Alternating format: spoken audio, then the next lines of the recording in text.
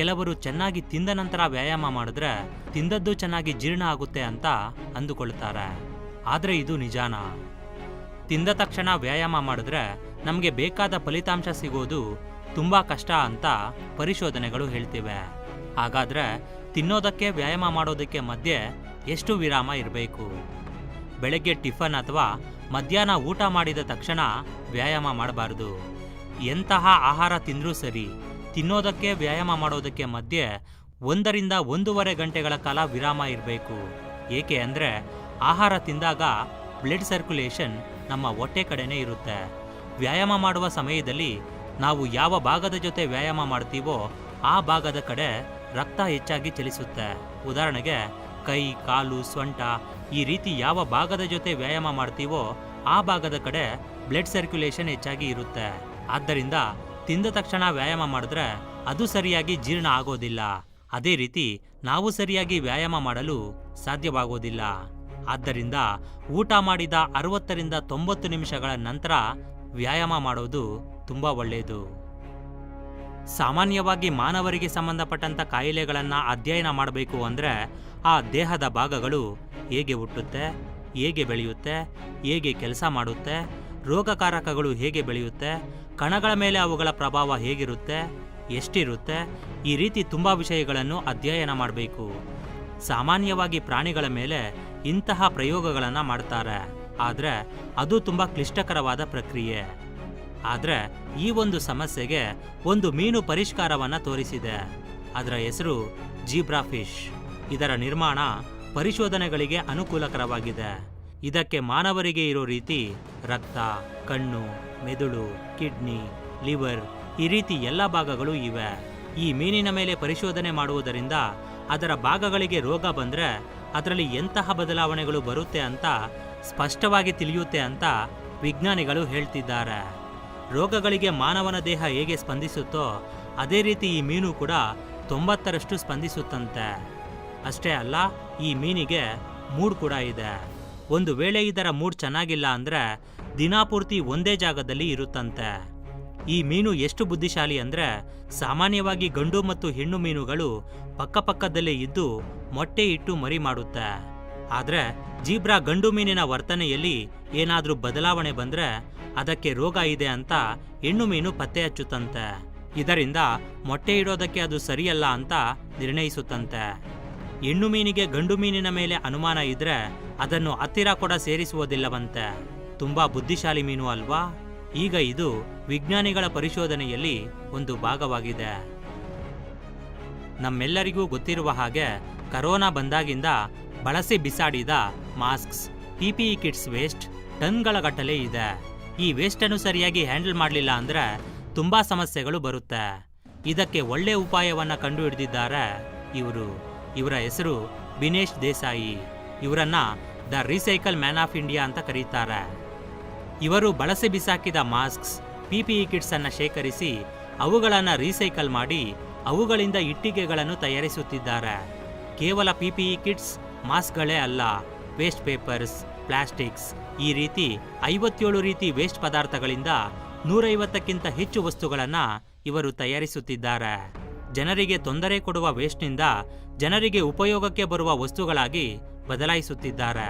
ಈ ರೀತಿ ವೇಸ್ಟ್ನಿಂದ ತಯಾರಿಸಿದ ಇಟ್ಟಿಗೆಗಳು ತುಂಬಾ ಸ್ಟ್ರಾಂಗ್ ಅಂತೆ. ಮಳೆಗೆ ಮತ್ತು ಬೆಂಕಿಗೆ ಸಹಿಸಬಲ್ಲ ಶಕ್ತಿ ಕೂಡ ಇವುಗಳಿಗೆ ಇದೆಯಂತೆ. ಹಾಗಂತ ಇದರ ಬೆಲೆ ಜಾಸ್ತಿ ಏನೂ ಅಲ್ಲ, ಕೇವಲ 2 ರಿಂದ 3 ರೂಪಾಯಿ ಮಾತ್ರ. ಈ ಪ್ರಪಂಚದಲ್ಲಿ ಕೆಲಸಕ್ಕೆ ಬಾರದ್ದು ಯಾವುದೂ ಇಲ್ಲ. ಬಳಸುವುದು ಗೊತ್ತಾದ್ರೆ ಪ್ರತಿಯೊಂದು ಬಂಗಾರನೇ ಅಂತ ಇವರು ನಂಬ್ತಾರೆ. ಆದ್ದರಿಂದ ಇವರನ್ನ the recycle man of India ಅಂತ ಕರೀತಾರೆ. ಈಗ ನಾವು ಹೈ ಸ್ಪೀಡ್ ಇಂಟರ್ನೆಟ್ ಅನ್ನ ಬಳಸ್ತಿದ್ದೀವಿ ಅಂದ್ರೆ ಅದಕ್ಕೆ ಮುಖ್ಯ ಕಾರಣ ಫೈಬರ್ ಆಪ್ಟಿಕಲ್ ಕೇಬಲ್. ನಾವು ಗೂಗಲ್ನಲ್ಲಿ ಈ ಫೈಬರ್ ಆಪ್ಟಿಕಲ್ ಕೇಬಲ್ ಅನ್ನ ಕಂಡುಹಿಡಿದವರು ಯಾರು ಅಂತ ಸರ್ಚ್ ಮಾಡಿದ್ರೆ ನಿಮಗೆ ಇವರ ಹೆಸರು ಕಾಣಿಸುತ್ತೆ. ಇದನ್ನ ನೋಡಿ ತುಂಬಾ ಜನ ಇವರೇ ಕಂಡುಹಿಡಿದಿರಬಹುದು ಅಂತ ಅಂದುಕೊಳ್ಳುತ್ತಾರೆ. ಆದ್ರೆ ಇದರ ಕೆಳಗೆ ಇನ್ನೊಂದು ಲಿಂಕ್ ಇದೆ. ನರೇಂದ್ರ ಸಿಂಗ್ ಕಪಾನಿ ಅನ್ನೋ ಇವರು ಫೈಬರ್ ಆಪ್ಟಿಕಲ್ ಕೇಬಲ್ ಅನ್ನ ಕಂಡುಹಿಡಿತಾರೆ. ಇವರು ನಮ್ಮ ದೇಶಕ್ಕೆ ಸೇರಿದವರು. 1956ರಲ್ಲಿ ಇವರು ಫೈಬರ್ ಆಪ್ಟಿಕಲ್ ಕೇಬಲ್ ಅನ್ನ ತಯಾರಿಸ್ತಾರೆ. ಪ್ರಾರಂಭದಲ್ಲಿ ಇದನ್ನ ಹಾಸ್ಪಿಟಲ್ಗಳಲ್ಲಿ ಎಂಡೋಸ್ಕೋಪ್ನಲ್ಲಿ ಬಳಸ್ತಿದ್ರು. ಇವರು ಕಂಡುಹಿಡಿದ 4 ವರ್ಷಗಳ ನಂತರ ಇವುಗಳನ್ನು ಇಂಟರ್ನೆಟ್ಗೂ ಕೂಡ ಬಳಸಬಹುದು ಅಂತ ಚೈನಾಗೆ ಸೇರಿದ ಕಾವ್ ಅನ್ನೋ ಸೈಂಟಿಸ್ಟ್ ಹೇಳ್ತಾರೆ. ಇದಕ್ಕಾಗಿ ಕಾವ್ ಅನ್ನೋ ವ್ಯಕ್ತಿಗೆ ನೋಬೆಲ್ ಪ್ರೈಸ್ ಕೂಡ ಕೊಡ್ತಾರೆ. ಆದ್ರೆ ಇದನ್ನು ಕಂಡುಹಿಡಿದವರು ಮಾತ್ರ ನಮ್ಮ ದೇಶಕ್ಕೆ ಸೇರಿದವರು. ಇವರ ಹೆಸರಿನ ಮೇಲೆ ಇದುವರೆಗೂ 100ಕ್ಕಿಂತ ಹೆಚ್ಚು ಪೇಟೆಂಟ್ಗಳು ಇವೆ. ಇತ್ತೀಚೆಗೆ ನಮ್ಮ ಸರ್ಕಾರ ಇವರು ಮಾಡಿದ ಸಾಧನೆಗೆ ಪದ್ಮವಿಭೂಷಣ್ ಪ್ರಶಸ್ತಿಯನ್ನ ಕೊಟ್ಟು ಗೌರವಿಸುತ್ತೆ. ಇದು ಹೇಗಿದೆ ಅಂದ್ರೆ, ನಾನು ಬಾಲನ್ನ ಕಂಡಿಡಿದೆ, ನಮ್ಮ ಪಕ್ಕದ ಮನೆಯ ಹುಡುಗ ಆ ಬಾಲ್ನಿಂದ ಲಗೋರಿ ಆಡಬಹುದು ಅಂತ ಹೇಳ್ದ, ಅದಕ್ಕೆ ಅವನಿಗೆ ಪ್ರಶಸ್ತಿ ಕೊಟ್ರು, ನನ್ನನ್ನ ಮರ್ತೋದ್ರು. ಇದೇ ಅಲ್ಲ, ಇನ್ನೂ ತುಂಬಾ ರೀತಿಯಾಗಿ ನಮ್ಮ ದೇಶಕ್ಕೆ ಮೋಸ ಆಗಿದೆ. ಅದೇ ರೀತಿ ಇವರು ಕೂಡ. ಇವರ ಹೆಸರು ಉಪೇಂದ್ರನಾಥ್ ಬ್ರಹ್ಮಚಾರಿ. ಇವರು ದೊಡ್ಡ ಡಾಕ್ಟರ್ ಹಾಗೂ ಸೈಂಟಿಸ್ಟ್. ಈ ಪ್ರಪಂಚದಲ್ಲಿ ಹೆಚ್ಚು ಜನ ಸಾವಿಗೆ ಕಾರಣ ಮಲೇರಿಯಾ. ಇದಕ್ಕೆ ಔಷಧಿ ಕಂಡುಹಿಡಿದ ರೊನಾಲ್ಡ್ ರೋಸ್ಗೆ 1902ನಲ್ಲಿ ನೋಬೆಲ್ ಪ್ರೈಸ್ ಅನ್ನ ಕೊಡ್ತಾರೆ. ಈ ಮಲೇರಿಯಾ ನಂತರ ಹೆಚ್ಚು ಜನರನ್ನು ಕೊಲ್ಲುವ ಶಕ್ತಿ ಇರೋ ಕಾಯಿಲೆ ಕಾಲಾ ಅಜಾರ್. ಆ ಕಾಲದಲ್ಲಿ ಇದು 2ನೇ ಅತಿ ಭಯಂಕರ ಕಾಯಿಲೆ. ಈ ರೀತಿ ರಾಯ್ ಬಹದ್ದೂರ್ ಸರ್ ಉಪೇಂದ್ರನಾಥ್ ಬ್ರಹ್ಮಚಾರಿಯವರು ಒಂದು ಚಿಕ್ಕ ಮನೆಯಲ್ಲಿ ಕೂತು ಸೀಮೆ ಎಣ್ಣೆಯ ದೀಪಗಳನ್ನ ಇಟ್ಟುಕೊಂಡು ಈ ಭಯಂಕರವಾದ ಕಾಯಿಲೆ ಮೇಲೆ ಪರಿಶೋಧನೆ ಮಾಡಿ ಇದಕ್ಕೆ ಔಷಧಿಯನ್ನು ಕಂಡುಹಿಡಿತಾರೆ. ಇವರು ಕಂಡುಹಿಡಿದ ಈ ಔಷಧಿಯಿಂದಲೇ 2ನೇ ಅತಿ ಭಯಂಕರವಾದ ಕಾಲಾ ಅಜಾರ್ ಅನ್ನೋ ಕಾಯಿಲೆ ಈಗ ಕಣ್ಮರೆಯಾಗಿರೋದು. ಇವರು ಮಾಡಿದ ಈ ಸಾಧನೆಗೆ 1929, 1942ರಲ್ಲಿ 2 ಬಾರಿ ಇವರು ನೋಬೆಲ್ ಪ್ರೈಸ್ಗೆ ನಾಮಿನೇಟ್ ಆಗ್ತಾರೆ. ಕೇವಲ ನಾಮಿನೇಟ್ ಮಾತ್ರ ಆಗ್ತಾರೆ, ಆದ್ರೆ ಇವರಿಗೆ ನೋಬೆಲ್ ಪ್ರೈಸ್ ಸಿಗೋದಿಲ್ಲ. ಮಲೇರಿಯಾಗೆ ಔಷಧಿಯನ್ನು ಕಂಡುಹಿಡಿದ ರೊನಾಲ್ಡ್ ರೋಸ್ ಅವರ ಹೆಸರು ಪ್ರಪಂಚಕ್ಕೆ ಗೊತ್ತಾಗುತ್ತೆ. ಆದ್ರೆ ಕಾಲಾ ಅಜಾರ್ಗೆ ಔಷಧಿಯನ್ನು ಕಂಡುಹಿಡಿದ ನಮ್ಮ ದೇಶಕ್ಕೆ ಸೇರಿದ ಉಪೇಂದ್ರನಾಥ್ ಬ್ರಹ್ಮಚಾರಿ ಅವರ ಹೆಸರು ನಮ್ಮ ದೇಶದಲ್ಲಿರುವ ತುಂಬಾ ಜನಕ್ಕೆ ಈಗಲೂ ಗೊತ್ತಿಲ್ಲ. ಪೂಮಾ ಬ್ರ್ಯಾಂಡ್ ಬಗ್ಗೆ ಎಲ್ಲರಿಗೂ ಗೊತ್ತೇ ಇರುತ್ತೆ. ಈ ರೀತಿ ಪೂಮಾ ಕಂಪನಿ ತನ್ನ ಬ್ರ್ಯಾಂಡ್ ಅನ್ನ ಪ್ರಮೋಟ್ ಮಾಡಿಕೊಳ್ಳೋದಕ್ಕೆ ಒಂದು ಅದ್ಭುತವಾದ ಐಡಿಯಾ ಜೊತೆ ಮುಂದೆ ಬರುತ್ತೆ. ಅದೇನು ಅಂದ್ರೆ 1970ರಲ್ಲಿ football world cup final match ನಡೆಯೋದಕ್ಕಿಂತ ಮುಂಚೆ ಬ್ರೆಜಿಲ್ಗೆ ಸೇರಿದ ಫೀಲೆ ಅನ್ನೋ ಫೇಮಸ್ ಫುಟ್ಬಾಲ್ ಪ್ಲೇಯರ್ ಅನ್ನ ತನ್ನ ಶೂಲೇಸ್ ಅನ್ನ ಮತ್ತೆ ಒಂದು ಬಾರಿ ಕಟ್ಟಿಕೊಳ್ಳಬೇಕು ಅಂತ ಹೇಳ್ತಾರೆ. ಅವರು ಶೂಲೇಸ್ ಅನ್ನ ಕಟ್ಟಿಕೊಳ್ಳುವಾಗ ಕ್ಯಾಮ್ರಾ ಕಣ್ಣು ಅವರ ಶೂ ಮೇಲೆ ಬೀಳುತ್ತೆ.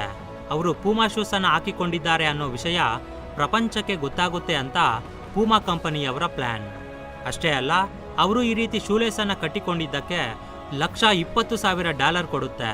ಅಂದ್ರೆ ನಮ್ಮ ಕರೆನ್ಸಿಯಲ್ಲಿ 88 ಲಕ್ಷ ರೂಪಾಯಿ. ಈ ರೀತಿ ಮ್ಯಾಚ್ ಪ್ರಾರಂಭವಾಗೋದಕ್ಕಿಂತ ಮುಂಚೆ ಪೀಲೆ ಅವರು ಅನುಮತಿ ಕೇಳಿ ಅವರ ಶೂಲೇಸ್ ಅನ್ನ ಕಟ್ಟಿಕೊಳ್ತಾರೆ. ಕ್ಯಾಮ್ರಾ ಕಣ್ಣು ಅವರ ಶೂ ಮೇಲೆ ಬೀಳುತ್ತೆ. ಅದನ್ನ ಲಕ್ಷಾಂತರ ಜನ ನೋಡ್ತಾರೆ. ಇಲ್ಲಿ ಇನ್ನೊಂದು ವಿಷಯ ಏನು ಅಂದ್ರೆ, ಬ್ರೆಜಿಲ್ ಆ ಫೈನಲ್ ಮ್ಯಾಚ್ನಲ್ಲಿ ಗೆಲ್ಲುತ್ತೆ.